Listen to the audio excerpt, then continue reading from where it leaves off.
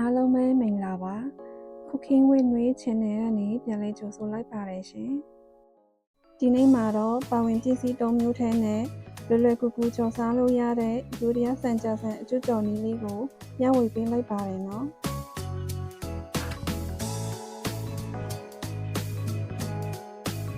ကျွန်မကတော့ယူရီးယားဆန်ကြာဆန်ထုံး2ထုပ်ကြက်ဥနှလုံးရောင်းကော်မုံထမင်းစားစွန်း2စွန်းအသုံးပြုထားပါတယ်ရှင်အရင်ဆုံးကြာဆန်ကို2မိနစ်လောက်ပြုတ်ထားပါမယ်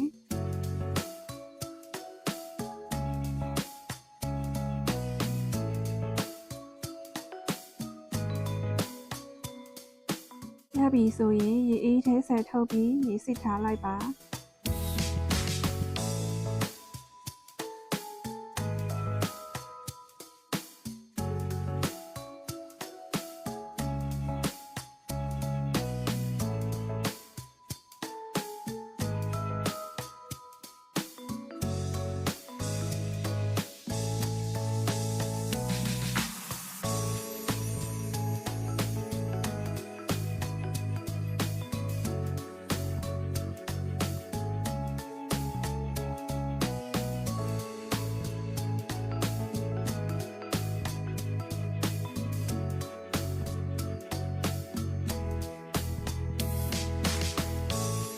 ပကံလုံးတစ်ခုထဲကိုကြက်ဥနှလုံးဖောက်ထည့်ပြီးခလောက်ထားပါ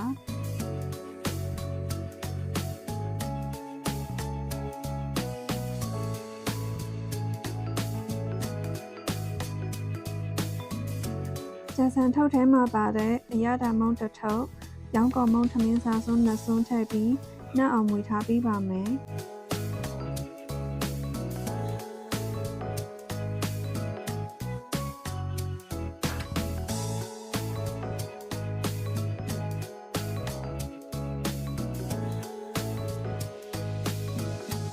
အားလုံးနှံ့တော့ပြီဆိုရင်ရေစစ်ထားတဲ့ကြာဆန်ကိုရောမွေထည့်ပေးလိုက်ပါ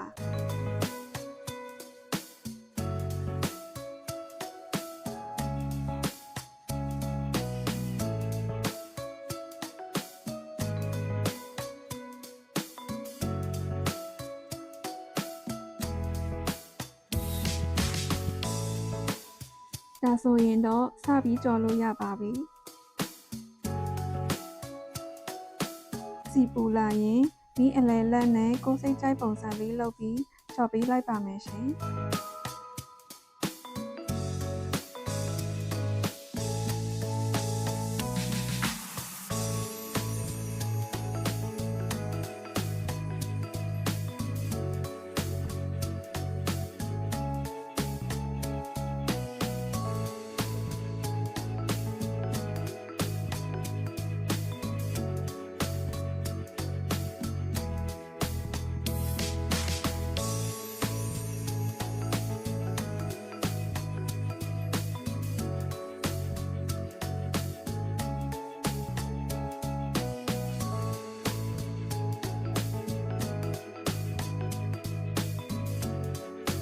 မုံအောက်ခြေလေးတွေရွှေဝါရောင်တန်းလာပြီဆိုရင်တစ်ဖက်ကိုလန့်ပေးပြီးကြော်ပေးပါ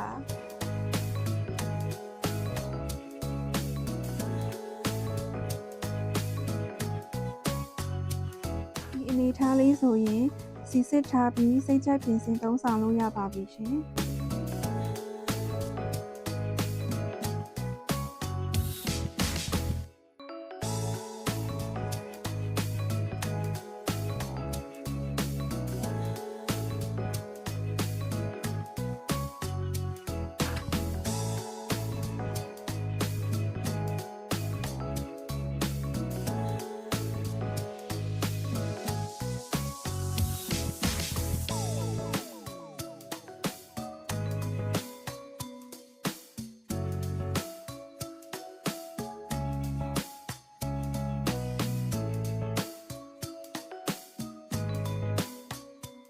အားလုံးပဲအဆင်ပြေကြပါစေ